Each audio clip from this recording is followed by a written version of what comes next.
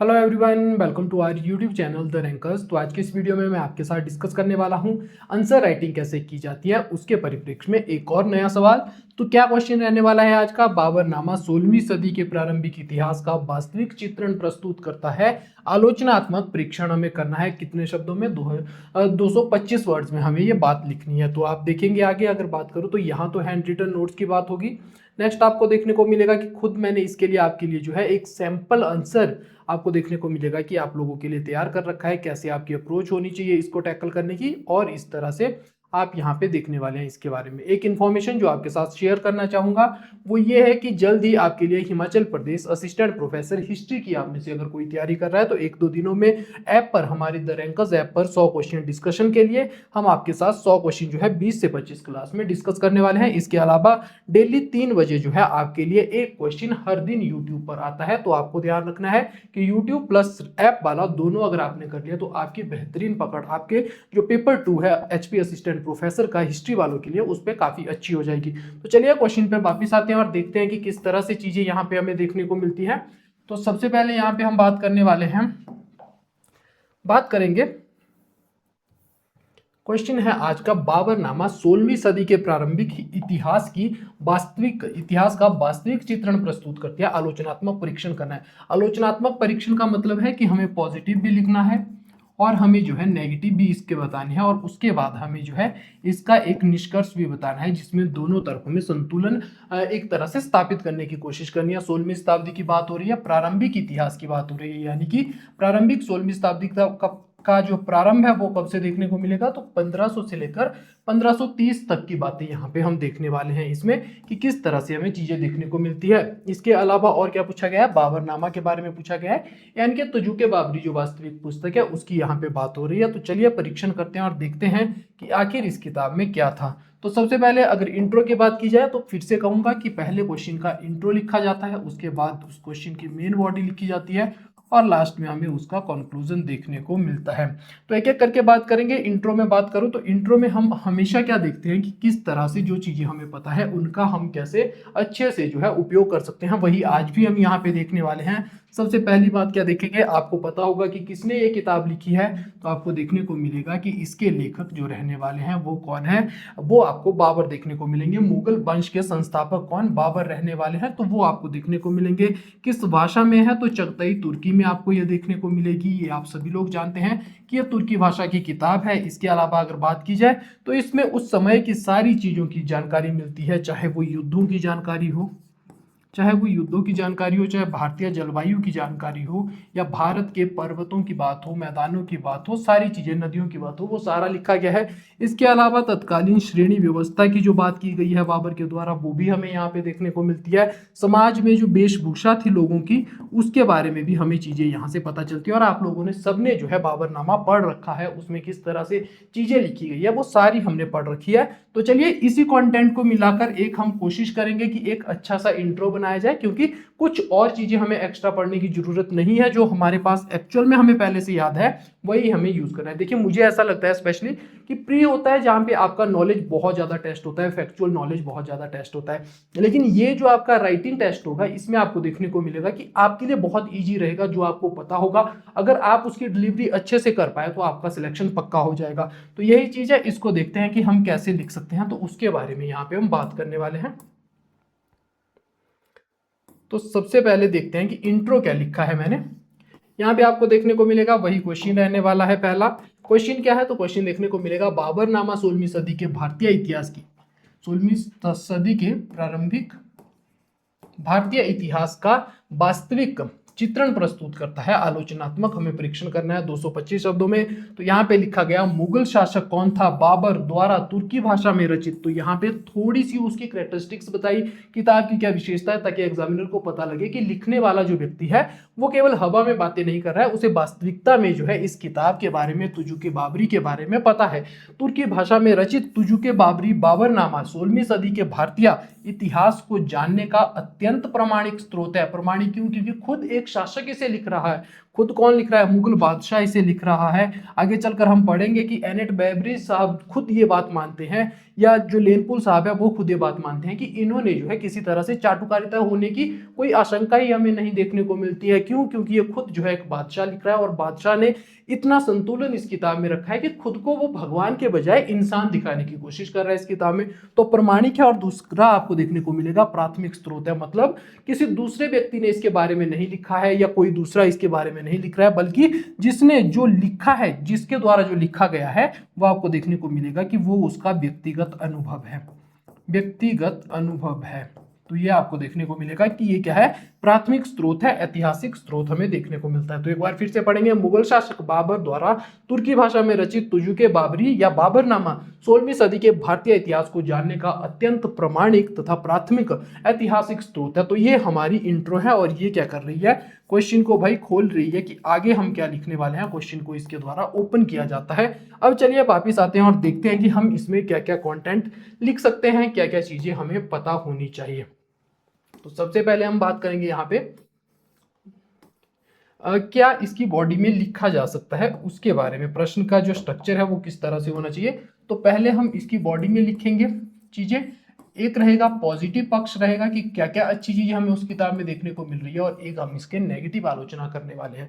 तो पॉजिटिव में बातें करते हैं। सबसे पहले सकारात्मक पक्ष, और ज्यादा रखेंगे हम सकारात्मक पक्ष को, क्योंकि एक बेहतरीन कृति मानी जाती है, या तत्कालीन मध्य काल की जो है पूरे एशिया में सबसे बेहतरीन माना गया है इसे। तो इसका कुछ सकारात्मक पक्ष होंगे, इसीलिए इतिहासकारों ने इसे बेहतरीन माना है। तो सबसे पहले जो हमें देखने को मिलता है, आप सभी लोग जानते होंगे कि भाई बाबर को शराब की लत थी, और बाबर को जो शराब की लत थी वो कहां से पता चलता है? बाबर को शराब की लत थी, या बाबर को शर्माता था वो लड़कियों के सामने या स्त्रियों के सामने जो शर्माने की उसकी आदत थी, वो आपको देखने को मिलता है। ये सारी चीजें उसने कहाँ लिखी है? बाबरनामा में लिखी है, बाबरनामा में लिखी है। तो यहां से पहला ही पॉइंट हमें क्या पता चल रहा है कि भाई वो आलोचनात्मक, यानी कि वो व्यक्ति केवल अपनी उपलब्धियों को ही नहीं गिनवा रहा है यहाँ पे, बल्कि जो उसकी कमियां थी या कुछ जो उसने गलतियां की, जैसे उसने जो है खानवा के समय में आपको देखने को मिलेगा जिहाद का नारा लगवाया था। तो वो सारी चीजें आपको देखने को मिलेगी कि जो उसकी खामियां थी, जो उसकी गलतियां थी, उन सब के बारे में भी उसने सारी चीजें उजागर की है। किसी तरह से उसको आपको देखने को मिलेगा कि एक दैविक या अलौकिक अपना चरित्र दिखाने की कोशिश उसने नहीं किया। और ये बात मैं नहीं बोल रहा, बल्कि ये बात कौन बोल रहे हैं? लेनपुल साहब बोल रहे हैं। एक बहुत बड़े इतिहासकार है, मुगल वंश के इतिहास को जिन्होंने अच्छे से स्टडी किया है, उनका कहना है कि बाबर ने कहीं से कहां तक ये कोशिश नहीं की कि वो अपने जो व्यक्तित्व है उसको अलौकिक दिखाने की कोशिश करे, बल्कि उसने कोशिश की कि किसी तरह से उसका जो व्यक्तित्व है एक इंसान की भांति बना रहे। तो इनको आप जरूर कोट कीजिएगा वहां पे। दूसरे पॉइंट की अगर मैं बात करूं, तो दूसरा आपको क्या पता होगा इनके बारे में? दूसरा आपको पॉइंट देखने को मिलेगा कि भाई इन्होंने पानीपत का युद्ध लड़ा था। आप सभी लोग जानते हैं पानीपत का युद्ध लड़ा था बाबर ने, और कब लड़ा था? 1526 में लड़ा था। ये जानकारी कहाँ से मिल रही है हमें? ये जानकारी भी हमें प्राप्त होती है बाबरनामा से, बाबरनामा या तुजुके बाबरी से हमें ये चीज भी पता लगती है। और यहाँ पे आप देखेंगे कि डायरेक्ट एक व्यक्ति के द्वारा जो चीजें अनुभव की गई है उन्हीं को वो उस किताब में लिखता है। यहाँ पे जिस तरीके से, जिस छल से या जिस भी तरह से उसने कोशिश की इस युद्ध को जीतने की, वो सारी चीजें उसने वहां पे लिखी है। तो हमें देखने को मिलेगा कि ये किताब केवल वो अपनी किताब में उजागर ही गलतियां नहीं कर रहा, बल्कि उसका व्यक्तिगत अनुभव भी हमें यहाँ पर देखने को मिल रहा है। व्यक्तिगत अनुभव भी हमें यहाँ पे देखने को मिल रहा है। तो ये पूरा प्रत्यक्ष स्रोत है उस समय के जो 30-40 साल का इतिहास है उसको जानने का, ये सबसे बड़ा स्रोत हमारे पास रहेगा। तीसरे पॉइंट की अगर मैं बात करूं, तो किताब का हम विश्लेषण कर रहे हैं, बाबर की पर्सनैलिटी हम नहीं देख रहे, हम किताब के बारे में क्या अच्छी चीजें हैं क्या बुरी चीजें हैं उनकी बात यहाँ पे कर रहे हैं। तो तीसरे पॉइंट की अगर मैं बात करूं, तो तीसरा कौन सा पॉइंट रहेगा भाई? तो सिंपल सा पॉइंट यहाँ पे जो तीसरा है वो रहने वाला है। और आप सभी लोगों को पता होगा कि बाबर ने लिखा था कि जब वो भारत पर आक्रमण करता है उस समय 5 उसे मुस्लिम वंश देखने को मिलते हैं और दो जो है उसे क्या देखने को मिलेंगे, राजपूत वंश देखने को मिलेंगे। और आप सभी लोगों को पता है कि कौन कौन से रहने वाले हैं, एक बार मैं रिवाइज भी आपको करवा देता हूं। तो यहाँ पे आपको देखने को मिलेगा भाई बंगाल में मुस्लिम है, दिल्ली में मुस्लिम वंश बैठा हुआ है, मालवा में मुस्लिम वंश है और बहमनी में भी आपको मुस्लिम वंश देखने को मिलेगा। इसके अलावा गुजरात में आपको मुस्लिम सत्ता देखने को मिलेगी। यहाँ पे जो है दो क्षेत्र हैं केवल, एक तो आपको राणा सांगा वाला क्षेत्र देखने को मिलेगा भाई, मेवाड़ वाला क्षेत्र जिसकी वो बात करता है, और एक देखने को मिलेगा कृष्णदेव राय वाला क्षेत्र, विजयनगर जो रहने वाला है। तो मेवाड़ और विजयनगर में कौन बैठे हैं, हिंदू बैठे हैं, और बाकी जगह आपको देखने को मिलेगा कि पांचों स्थानों पे मुस्लिम बैठे हैं। तो एक राजनीतिक मैप उसने अपनी किताब में स्पष्ट किया है, जो तत्कालीन आपको देखने को मिलेगा। ये क्या करता है, तत्कालीन जो सामंतवादी व्यवस्था है, सामंतवादी व्यवस्था है उसकी हमें जानकारी दे रहा है भाई। एक सटीक राजनीतिक मैप प्रस्तुत किया गया है, राजनीतिक मैप नहीं, मानचित्रण जो है प्रस्तुत करता है।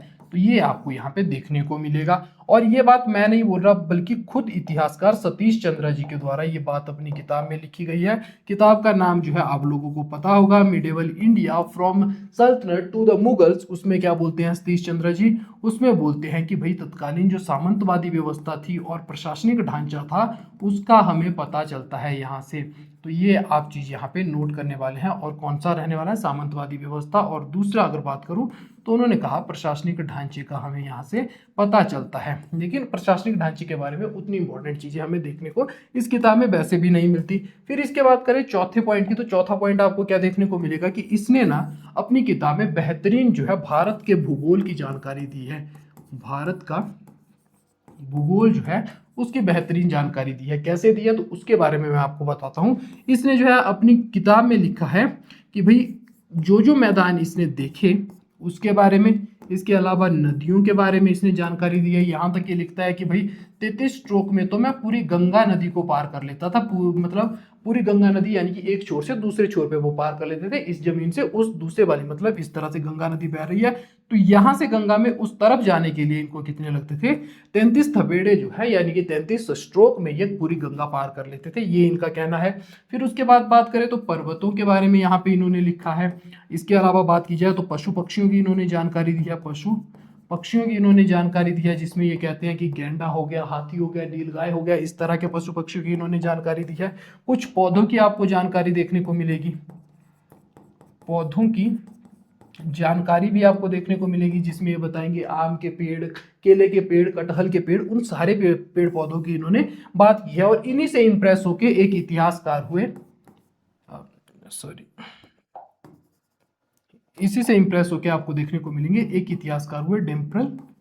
उन्होंने क्या कहा, उन्होंने कहा कि भाई ये प्रकृति विज्ञानी था, प्रकृति विज्ञानी था, और किसी तरह से उसका जो ये किताब है वो कोई संस्मरण नहीं, बल्कि उसने प्रकृति के संबंध में जितनी चीजें हो सकती थी एक प्रकृति प्रेमी के रूप में उसने ये किताब लिखी थी, ना कि एक राजनीतिक इतिहास के रूप में। तो ये आपको देखने को मिलेगा यहाँ पे चीजें। ये इसका पॉजिटिव पॉइंट है। आगे चलकर हम इसके नेगेटिव जब देखेंगे तो आपको देखने को मिलेगा कि भारत के भूगोल की या भारत की जो गर्म जलवायु है उसकी जब वो समरकंद से या फरगना से एक तरह से तुलना करता है तो काफी ज्यादा क्रिटिसाइज करता है और कहता है कि भाई बहुत ज्यादा गर्म है, यहाँ पे गर्म हवाएं चलती है, लू चलती है, जिसके कारण बहुत परेशानी होती है, भारत जैसा देश रहने के काबिल नहीं है। लेकिन फिर वहीं पे एएल श्रीवास्तव जी आते हैं, वो कहते हैं कि भाई 4 महीने तुम्हें रहते हुए नहीं हुए भारत में और तुम वहां की जलवायु को क्रिटिसाइज करने लग गए। तो इसमें भी बहुत सारे मुद्दे हमें देखने को मिलेंगे। आगे जब नकारात्मक पक्ष इसका देखेंगे तो उसके बारे में हम बात वहां पे करने वाले हैं।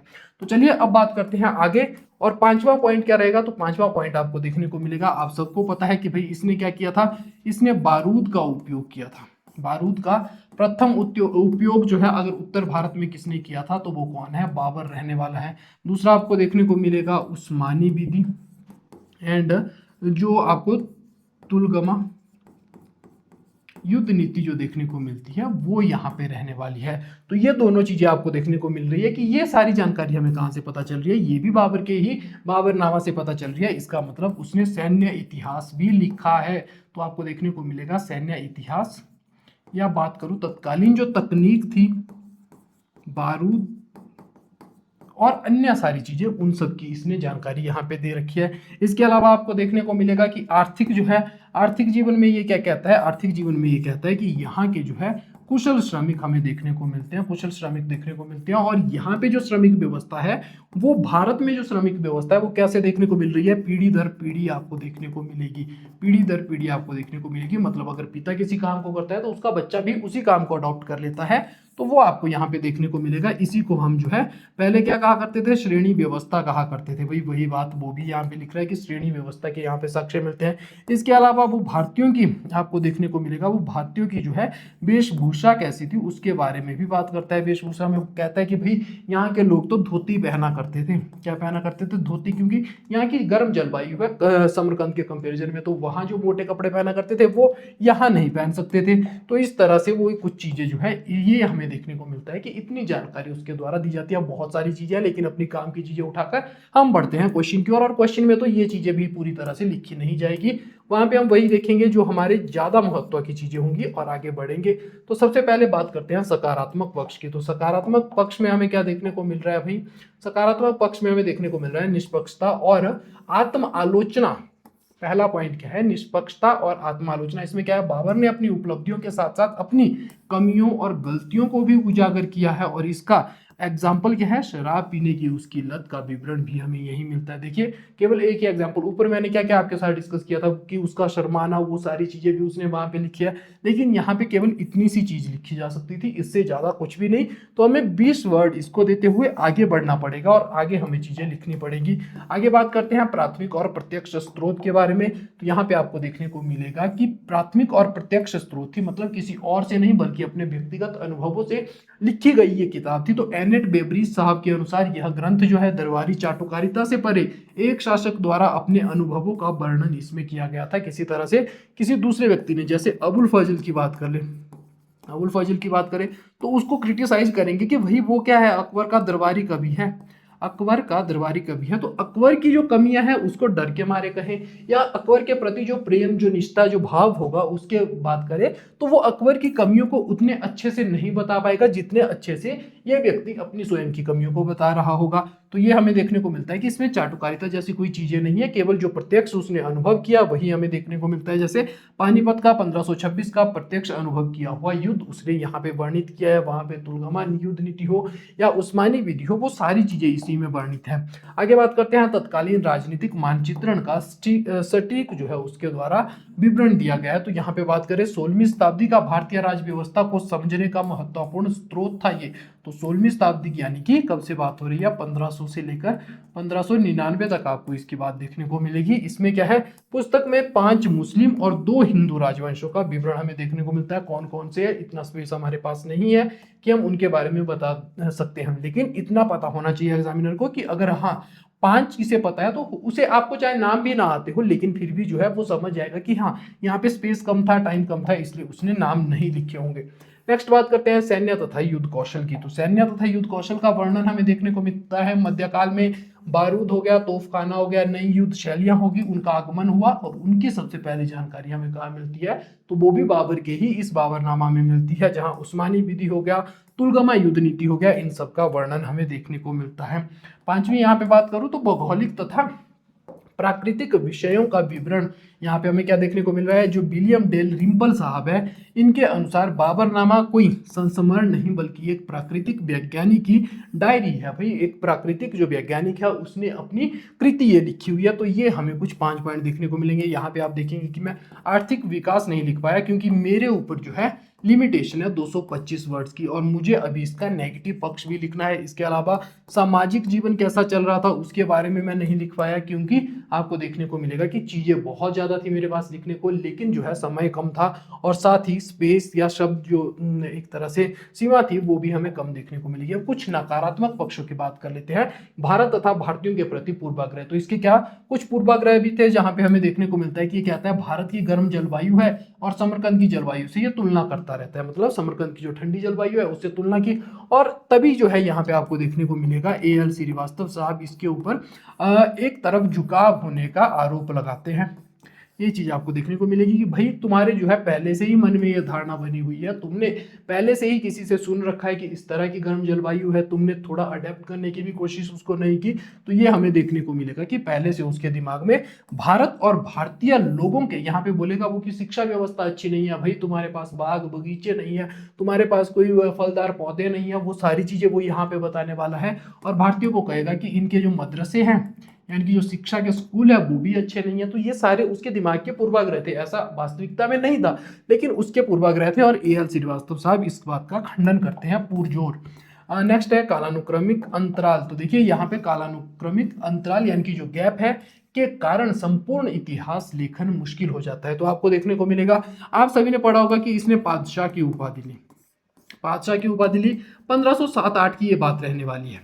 उसके बाद पातशाह या बादशाह की जो है उपाधि ली थी। उसके बाद हम क्या पढ़ते हैं भाई, उसके बाद हम सीधा 1519 में इसका पहला आक्रमण बेरा बजौरा पे जो है वो उन चीजों के बारे में पढ़ना शुरू कर देते हैं। तो 1519 में बेरा एंड बजौरा के बारे में पढ़ना शुरू कर देते हैं। लेकिन बीच का इतिहास कहाँ गया, बीच के इतिहास में क्या हुआ, 1507 से लेकर 1519 तक कहाँ था बाबर, क्या इसके बारे में हमें पता नहीं चलता। 1529 से लेकर 30 के जहाँ पे उसका अंतिम जीवन के कुछ पल थे उनके बारे में हमें पता नहीं लगता। तो कहते हैं यहाँ पे जो है इतिहासकार कौन हुए, तो इतिहासकार आपको देखने को मिलेंगे जो एनेट बेवरिज साहब हुए। वो कहते हैं कि भाई बहुत मुश्किल होती है जब इस तरह की चीजें, इस तरह के जो एक तरह से क्रोनोलॉजी गैप हमें देखने को मिलते हैं, टाइम पीरियड जहाँ पे नहीं बताया गया है, तो उसके व्यक्तित्व का पूरी तरह से वर्णन करना असंभव है। हो सकता है उसके बीच में उसने कोई ऐसी क्रूर हरकतें की हो जिनका हमें पता ही ना हो, तो वो सारी चीजें यहाँ पे लिखी जाती है। आगे बात करते हैं, धार्मिक कट्टरता और जिहाद की राजनीति का उपयोग इसने किया था। धार्मिक कट्टरता और जिहाद की राजनीति का क्या किया था, उपयोग किया था। कहाँ किया था, खानवा के युद्ध में किया था, 1527 में किया था।